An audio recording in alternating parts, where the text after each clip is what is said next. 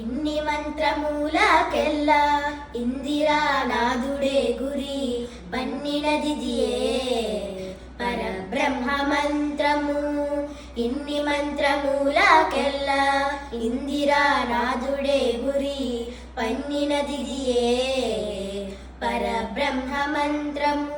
నన్ను గావగలిగే పో నాకు గురుడియగాను, నన్ను గావగలిగే పో నాకు గురుడియగాను.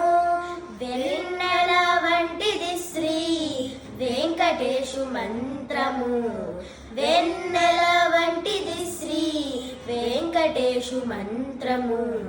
అన్ని మంత్రములు ఇందే ఆవహించెను, వెన్నతో నాకు కలిగే వెంకటేశు మంత్రము.